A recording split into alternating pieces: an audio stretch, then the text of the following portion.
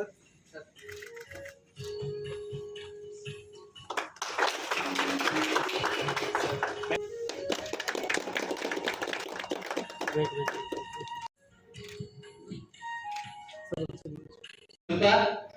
ಘಟಪ್ರಮೆಯ ಒಡಲಿನ ಪ್ರಕೃತಿಯ ಒಡಲಿನ ಕರದಂಟೊಡಗರಿ ಗೋಪಾಗಿನ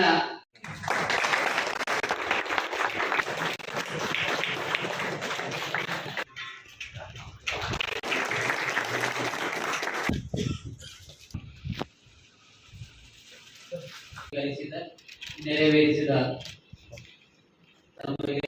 ಸುಮಾರು 35 ವರ್ಷಗಳ ಹಿಂದೆ 1991ರ ಸಮಯದಲ್ಲಿ 90ರ ದಶಕದಲ್ಲಿ ಇವತ್ತಿನ ಪರಿಸ್ಥಿತಿ ಇದ್ದಂಗಿರ್ಲಿಲ್ಲ. ಗೋಕಾಕದಲ್ಲಿ ಶೈಕ್ಷಣಿಕ ಪ್ರಗತಿ ಬಹಳ ಆಮೆಗತಿಯಲ್ಲಿ ಸಾಗ್ತಾ ಇತ್ತು. ಅದರಲ್ಲೂ ಆರ್ಥಿಕವಾದ ಹಾಗೂ ಸಾಮಾಜಿಕವಾಗಿ ಹಿಂದುಳಿದವರ ಗತಿಯಂತೂ ಶಿಕ್ಷಣ ಅನ್ನೋದು ಒಂದು ಮರೀಚಿಕೆಯಾಗಿ ಕಾಡ್ತಾ ಇತ್ತು. ಅಂತ ಸಮಯದಲ್ಲಿ ಸತೀಶನ ಜಾರಕಿಹೊಳಿ ದೂರದೃಷ್ಟಿಯಿಂದ ನಾಯಕ್ ಸ್ಟೂಡೆಂಟ್ ಫೆಡರೇಷನ್ ಅನ್ನುವಂತ ಒಂದು ಶಿಕ್ಷಣ ಸಂಸ್ಥೆಯನ್ನ ಹುಟ್ಟುಹಾಕಿ ಶಿಕ್ಷಣ ರಂಗದಲ್ಲಿ ಶಕ್ತಿ ಬೇಕಾಗುತ್ತೆ. ಹಳೆಯ ಸ್ಟಾಗ್ನೆಂಟ್ ಎಕಾನಮಿ ಇಲ್ಲ, ಇದು modern economy, modern challenges, modern youth Nayak youth federation ಮಾಡಿದ್ದಾರೆ. ನಾವು ಯೋಚನೆ ಮಾಡಿದ್ರೆ ರಾಜ್ಯಾದ್ಯಂತ ಇದು ಎಲ್ಲ ಜಿಲ್ಲೆಗಳಲ್ಲಿ ಬರುತ್ತೆ, ಎಲ್ಲ ಕಡೆ ಮಕ್ಕಳಿಗೆ ಅವಕಾಶ ಸಿಗುತ್ತೆ. ಅದೇ ತರ ಪಕ್ಕದ ರಾಜ್ಯಗಳಿಗೆ ಹಬ್ಬಿದ್ರು ಕೂಡ ಈ ಯುವ ಶಕ್ತಿ ರಾಷ್ಟ್ರ ಶಕ್ತಿ ಆಗುತ್ತೆ. ಈ ಸ್ವತಂತ್ರೋತ್ಸವ ಸಮಯದಲ್ಲಿ ಅಂತ ಶಕ್ತಿಯನ್ನು ಭಗವಂತ ಕೃಪೆ ಮಾಡಪ್ಪ ಅಂತಕ್ಕಂಥ ಪ್ರಾರ್ಥನೆಯನ್ನು ಪ್ರಾಮಾಣಿಕವಾಗಿ ರಮೇಶಾಗಿ ಮಾಡ್ತೀನಿ. ಅದೇ ರೀತಿ ಅಭ್ಯಾಸಗಳ ಬಗ್ಗೆ ಇರ್ತಕ್ಕಂಥದ್ದು ಇಲ್ಲ ಅಂತ ಹೇಳಿದ್ರೆ ಸೊಸೈಟಿ ಜಾಸ್ತಿ ಆಗುತ್ತೆ, ಬರೀ ಕನ್ಸ್ ಕಾಣ್ತಾರೆ, ಅದು ಇದು ವಾಟ್ಸಪ್ ಸಾಯ್ತಾರೆ. ಆ ಮಕ್ಕಳು ರಕ್ಷಿಸ್ತಾ ಇದ್ದಂತ ಜವಾಬ್ದಾರಿ ನಮ್ದು, ನಡೆಸ್ತಕ್ಕಂಥ ಇದು ಜವಾಬ್ದಾರಿ ನಾವಿಬ್ಬರಿಗೂ ಬರುವಂತ ಕೊಡಿ ಪ್ರಾರ್ಥನೆ ಮಾಡಿ ನಾನು ಸಾಧ್ಯ ಸಮಯ ಬಂದಾಗ ಜೊತೆ ಒಡನಾಟ ಮಾಡ್ತೇನೆ, ಯೂನಿವರ್ಸಿಟಿಗೂ ಕರ್ಸ್ಕೊಳ್ತೇನೆ. ಎಲ್ಲ ಕಡೆ ಸಾಧ್ಯ ನಮ್ಗೆ ಎಷ್ಟು ಟ್ರೈ ಸ್ವಲ್ಪ ನಾನು ಎಕ್ಸ್ಪ್ಯಾಂಡಿಂಗ್ ದಿ ಕಾನ್ಶಿಯಸ್ನೆಸ್, ಜಾಗೃತವಾಗಿ ನಾವು ಜವಾಬ್ದಾರಿ ನಾವು ಆ ಜಾಗೃತಿ ಜವಾಬ್ದಾರಿ ತಗೊಂಡಿಲ್ಲ ಅಂದ್ರೆ ಸ್ವಾತಂತ್ರ್ಯ ಅರ್ಥ ಕಲ್ತ್ಕೊಳ್ಳೋದು. ದೇಶಕ್ಕೆ ಸ್ವಾತಂತ್ರ್ಯ ಬಂದಿದೆ, ಮಕ್ಕಳ ಜೀವನಕ್ಕೆ ಸ್ವಾತಂತ್ರ್ಯ ಬರೋದು ಯಾವಾಗ? ಅದು ಬರ್ತಕ್ಕಂಥದ್ದು ನಮ್ಮ ಜ್ಞಾನದ ಶಕ್ತಿ ಟ್ರಾನ್ಸ್ಫರ್ ಆದಾಗ ಮಕ್ಕಳಿಗೆ ಜ್ಞಾನದ ಶಕ್ತಿ ಟ್ರಾನ್ಸ್ಫರ್ ಮಾಡ್ತಕ್ಕಂಥ ದೊಡ್ಡ ಜವಾಬ್ದಾರಿ ಈ ಸ್ವತಂತ್ರ ಭಾರತ ನಮಗೆ ಕೊಟ್ಟಿದೆ. ನಾವೆಲ್ಲೋ ಟೀಚರ್ ಸ್ವಲ್ಪ ಸ್ಲೋ ಡೌನ್ ಆಗಿದ್ದೀವಿ, ಅದರಲ್ಲಿ ಸರಿಯಾಗೋಣ ಅಂತಕ್ಕಂಥ. ಈಗಿನ ದಿನಮಾನಗಳಲ್ಲಿ ಬಹಳ ಚಾಲೆಂಜಿಂಗ್ ಹಾಗೂ ಫಾಸ್ಟ್ ಪೇಸ್ ವರ್ಲ್ಡ್ ಅಂತ ಹೇಳ್ಬೋದು. ಮಕ್ಕಳಿಗೆ ನಾವು ಏನು ಇವತ್ತು ಈ ನೂತನ ಕಟ್ಟಡ ಉದ್ಘಾಟನೆ ಆಯಿತು, ಆದರೆ ಮುಂದೆ ದಿನಮಾನಗಳಲ್ಲಿ ಪೇರೆಂಟ್ಸ್ ಆಗಲಿ ಹೊರಗಿನ ಜನರು ಕಟ್ಟಡದ ಬಗ್ಗೆ ಮಾತಾಡಲ್ಲ, ಅವರು ಮಕ್ಕಳ ಬಗ್ಗೆ ಮಾತಾಡ್ತಾರೆ. ಅವ್ರು ಎಷ್ಟು ಕಲ್ತ್ಕೊಂಡು ಬಂದ್ರು, ಅವ್ರು ಎಷ್ಟು ವ್ಯಾಲ್ಯೂಯೇಬಲ್ ಥಿಂಗ್ಸ್ ಅನ್ನು ಕಲ್ತ್ಕೊಂಡು ಬಂದ್ರು ಈ ಶಾಲೆಯಿಂದ ಕಾಲೇಜಿಂದ. ಸೊ ಎಷ್ಟು ತಾವು ಅವ್ರಿಗೆ ಬ್ರೈಟ್ ಆಗಿ ಶಿಕ್ಷಣವಾಗ್ಲಿ, ಎಕ್ಸ್ಟ್ರಾ ಕರಿಕ್ಯುಲರ್ ಆಗಲಿ, ಸ್ಪೋರ್ಟ್ಸ್ ಅಲ್ಲಾಗಲಿ ಮತ್ತು ಬ್ರೈಟ್ ಫ್ಯೂಚರ್ ಅನ್ನ ಅವರಿಗೆ ನೀವು ಆ ಪ್ಲಾಟ್ಫಾರ್ಮ್ ಅನ್ನ ತಂದೆಯವರು ಕೊಟ್ಟಿದ್ದಾರೆ. ಸೊ ಅದಕ್ಕಾಗಿ ತಾವೆಲ್ಲರ ಜವಾಬ್ದಾರಿ, ತಾವೆಲ್ಲರೂ ತಮ್ಮ ಮಕ್ಕಳಂಗೆ ನೀವು 10 ಜನನ ಒಂದು ದತ್ತಕ್ಕಾಗಿ ತಗೋರಿ, ಅವ್ರ ಟ್ರೈನ್ ಮಾಡ್ರಿ. ನೀವು ಅವರ ಇಂಟ್ರೆಸ್ಟ್, ಅವ್ರ ಪ್ಯಾಷನ್ ಏನಿದೆ ನೀವು ತಿಳ್ಕೊಬೇಕು, ಅದು ನಿಮ್ಮ ಜವಾಬ್ದಾರಿ. ಸೊ ಅದಕ್ಕಾಗಿ ಯಾರು ಕಮ್ಮಿ ಮಾರ್ಕ್ಸ್ ಇರ್ತಾರೆ, ಲಾಸ್ಟ್ ಬೆಂಚರ್ಸ್, ಲಾಸ್ಟ್ 10 ರ್ಯಾಂಕ್ ಅಲ್ಲಿ ಯಾರು ತಗೋತಿರ್ತಾರೆ ಅವ್ರ ಟ್ರೈನ್ ಮಾಡಿ. ಅವ್ರಿಗೆ ಕಮ್ಮಿ ಮಾರ್ಕ್ಸ್ ತಗೋತಿದ್ರೆ ರಿಪೀಟೆಡ್ ಆಗಿ ನೀವು ಅವ್ರಿಗೆ ಅವ್ರ ಪೇರೆಂಟ್ಸ್ ಅನ್ನ ಕರೆಸಿ ಆಸ್ ಪೇರೆಂಟ್ಸ್ ಟೀಚರ್ ಮೀಟಿಂಗ್ ಇದ್ದೇ ಇರುತ್ತೆ. ಬಟ್ ಒಂದು ಎಕ್ಸ್ಟ್ರಾ ಎಫರ್ಟ್ ನಿಮ್ ಕಡೆಯಿಂದ ಇರ್ಲಿ ಅಂತ ನನ್ನ.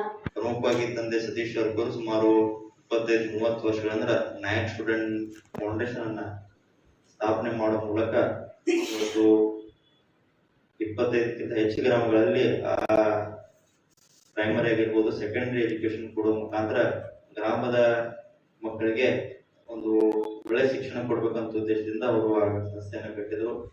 ಬಹುಶಃ ಆ ಒಂದು ಸಂದರ್ಭದಲ್ಲಿ ಅಷ್ಟೊಂದು ಸರ್ಕಾರಿ ಶಾಲೆಗಳು ಕೂಡ ಅಷ್ಟೊಂದು ಆಕ್ಟಿವ್ ಆಗಿ ಇರ್ಲಿಕ್ಕಿಲ್ಲ, ಕಟ್ಟಡಗಳಿರ್ಲಿಕ್ಕಿಲ್ಲ, ಸೌಲಭ್ಯಗಳಿರ್ಲಿಕ್ಕಿಲ್ಲ. ಅಂತ ಒಂದು ಸಂದರ್ಭದಲ್ಲಿ ನಾಯಕ್ ಸ್ಟೂಡೆಂಟ್ ಫೌಂಡೇಶನ್ ಮುಖಾಂತರ ಶೋಷಿತ ಸಮುದಾಯಗಳಿಗೆ, ಒಂದು ಕೆಳವರ್ಗದ ಜನರಿಗೆ ಒಂದು ನಾವು ಶಿಕ್ಷಣ ಕೊಡ್ಬೇಕು ಅಂತ ಆ ಒಂದು ಸಂಸ್ಥೆಯನ್ನು ಸ್ಥಾಪನೆ ಮಾಡಿದ್ರು. ಸುಮಾರು 30 ವರ್ಷಗಳಿಂದ ಆ ಸಂಸ್ಥೆಗಳು ನಡ್ಕೋತ ಬಂದಿದ್ದಾವೆ. ಮುಂದಿನ ದಿನಗಳಲ್ಲಿ ತಂದೆ ಸತೀಶ್ ಅವರು ಕೂಡ ಇದೇ ರೀತಿ ಈ ಸಂಸ್ಥೆಯನ್ನ ಒಂದು ಬೆಳೆಸ್ಕೊಂಡು ಹೋಗುವಂತ ಮಾರ್ಗದರ್ಶನ ಅವರು ಸದಾ ಕೊಡ್ತಾ ಇದ್ದಾರೆ. ಅದಕ್ಕೆ ಇದೇ ರೀತಿ ತಮ್ಮ ಸಹಕಾರ ಕೂಡ ಈ ಒಂದು ನಿಟ್ಟಿನಲ್ಲಿ ಇಲ್ಲ ಅಂತ ಮಾತನ್ನ ಹೇಳ್ತಾನೆ. ಎಲ್ಲರೂ ಸೇರ್ಕೊಂಡು ಈ ಸಂಸ್ಥೆಯನ್ನ ಇನ್ನೂ ಎತ್ತರ ಮಟ್ಟಕ್ಕೆ ಬೆಳೋಣ. ಇವತ್ತು ಈಗಾಗಲೇ ಗೌರ್ಮೆಂಟ್ ಇಂಜಿನಿಯರಿಂಗ್ ಕಾಲೇಜ್ ಇವತ್ತು ಗೋಕಾಕ್ ನಗರಕ್ಕೆ ಸ್ಯಾಂಕ್ಷನ್ ಆಗಿದೆ. ಅದಕ್ಕೆ ತಂದೆಯವರು ನಮ್ದೇ ಸಂಸ್ಥೆಯಲ್ಲಿ ಇಲ್ಲೇ ಅದಕ್ಕೆ ರೂಮ್ಗಳಿಗೆ ಅಲಾಟ್ ಮಾಡ್ಲಿಕ್ಕೆ ಇಲ್ಲೇ 5 ರೂಮ್ಗಳನ್ನ ಅವಕಾಶ ಕೊಡೋಣ ಅಂತ ತಂದೆ ಸತೀಶ್ ಅವರು ಹೇಳಿದ್ದಾರೆ. ಅದಕ್ಕಂತ ಇಲ್ಲೂ ಕೂಡ government engineering college cyber security ಮತ್ತು AI ಮತ್ತು ಇಂತಹ ಅನೇಕ 3-4 ಕೋರ್ಸ್ಗಳು ಇಲ್ಲಿ ಬಂದಿದ್ದಾವೆ. ಅದಕ್ಕೂ ಕೂಡ ಇದೇ ಬಿಲ್ಡಿಂಗ್ ಅಲ್ಲಿ ನಾವು ಅವಕಾಶ ಮಾಡಿ ಕೊಡೋಣ ಅಂತ ತಂದೆ ಸತೀಶ್ ಅವರು ಹೇಳಿದ್ದಾರೆ. ಸೈನ್ಸ್ ಕಲಿತೆ ಅದರಲ್ಲಿ ಕೂಡ 93% ಅನ್ನ ನಾನು ಆ ಸಂದರ್ಭದಲ್ಲಿ ತಗೊಂಡಿದ್ದೆ.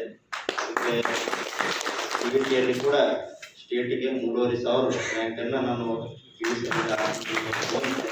CBTಯಲ್ಲಿ ಕೂಡ ನಾನು ಕ್ವಾಲಿಫೈ ಆಗಿದ್ದೆ. ಆದ್ರೆ MBBS ಸೆಕ್ಟರ್ ಅಲ್ಲಿ ಆಸಕ್ತಿ ಇರಲಿಲ್ಲ ಅಂತ ಮತ್ತೆ ಇಂಜಿನಿಯರಿಂಗ್ ಸೆಕ್ಟರ್ ಹೋಗಿ ಅಲ್ಲಿ ಕಲಿತು ಇವತ್ತು ಮತ್ತೆ ತಂದೆಯವರ ಮಾರ್ಗದರ್ಶನದಲ್ಲಿ ಅನೇಕ ಸಮಾಜ ಸೇವೆ ಚಟುವಟಿಕೆ ಇರ್ಬೋದು, ರಾಜಕೀಯ ಕಾರ್ಯವನ್ನು ಇವತ್ತು ನಾವು ಮಾಡ್ತಾ ಇದ್ದೇವೆ. ಅದಕ್ಕೆ ಕಲಿಯುವ ಮನೋಭಾವನೆ ಎಲ್ಲರಲ್ಲಿ ಇರುತ್ತೆ. ಅದಕ್ಕೆ ಕಲಿಯುವ ಮನೋಭಾವನೆ ನಾವು ಹೊರತೆಗಿಬೇಕು. ಅದನ್ನ ಸ್ಟೂಡೆಂಟ್ಸ್ ಅಲ್ಲಿ ಇರುವಂತ ಆಸಕ್ತಿಯನ್ನ ನಾವು ಬೆಳೆಸ್ಬೇಕಂತ ನಾನು ಈ ಸಂದರ್ಭದಲ್ಲಿ ಹೇಳಲಿಕ್ಕೆ ಬಯಸುತ್ತೇನೆ. ನಾವು ಅದನ್ನ ನಿಟ್ಟಿನಲ್ಲಿ ತಾವೆಲ್ಲರೂ ಸಹಕಾರ ಮಾಡೋ ಸಂದರ್ಭದಲ್ಲಿ ಹೇಳುತ್ತಾ ಇದೇ ರೀತಿ ಎಲ್ಲರೂ ಕೂಡ ಈ ಸಂಸ್ಥೆಯನ್ನ ಒಳ್ಳೆ ತರುವಂತ ಕಾರ್ಯ ಮಾಡೋಣ. ಯಾಕಂದ್ರೆ ಒಳ್ಳೆ ಸ್ಟೂಡೆಂಟ್ಸ್ ಒಳ್ಳೆ ಸ್ಥಾನಕ್ಕೆ ಹೋದ್ರೆ ಒಂದು ಕಾಲೇಜಿಗೆ ಮತ್ತೆ ಟೀಚರ್ಸ್ಗೆ ತಮಗೆ ಸುಮಾರು 20-30 ವರ್ಷಗಳ ಹಿಂದೆ ಶಿಕ್ಷಣ ಮರೀಚಿಕೆಯಾಗಿತ್ತು. 20-30 ವರ್ಷಗಳ ಹಿಂದೆ ಶಿಕ್ಷಣವನ್ನ ಪಡೀಲಿಕ್ಕೆ ಹರಸಾಹಸ ಮಾಡುವಂತ ದಿನಮಾನಗಳು. ಅಂತ ದಿನಮಾನಗಳಲ್ಲಿ ಆ ಮೂಲಭೂತ ಸೌಲಭ್ಯಗಳಲ್ಲಿ ಒಂದಾಗಿರುವಂತ ಸಂವಿಧಾನದ ಆಶಯವನ್ನ ಈಡೇರಿಸುವಂತ ಶಿಕ್ಷಣ ಪ್ರತಿಯೊಬ್ಬ ಮಗುವಿಗೆ ತಲುಪಬೇಕು ಅನ್ನುವಂತ ಮಹದಾಶೆಯಿಂದ ದೂರದೃಷ್ಟಿಯನ್ನಿಟ್ಟುಕೊಂಡು ಕಟ್ಟಿರುವಂತ ಒಂದು ಸಂಸ್ಥೆ ಇವತ್ತಿನ ದಿವಸ ಹೆಮ್ಮರವಾಗಿ ಬೆಳೀತಾ ಇದೆ. ಸಾವಿರಾರು ವಿದ್ಯಾರ್ಥಿಗಳು ಬದುಕನ್ನ ಕಟ್ಟಿಕೊಂಡಿದ್ದಾರೆ. ಬಹುತೇಕ ಈ ಸಂಸ್ಥೆಯ ಸಂಸ್ಥಾಪಕರ ದೂರದೃಷ್ಟಿತ್ವವನ್ನ ಗಮನಿಸಿದಾಗ ಮಕ್ಕಳ ಭವಿಷ್ಯವನ್ನ ಉಜ್ವಲ ಮಾಡಲಿಕ್ಕೆ ಸದಾ ಚಿಂತನೆ ಮಾಡ್ತಾರೆ. ಸತೀಶ್ ಅವಾರ್ಡ್ಸ್ ಅಂತೇಳಿ ಮಾಡ್ತಾರೆ ತ್ಯಾಗರಾಜ. ಬಹುತೇಕ ಮಕ್ಕಳ ಪ್ರತಿಭೆಗೆ ಒಂದು ವೇದಿಕೆಯನ್ನು ಕೊಡುವಂಥದ್ದು.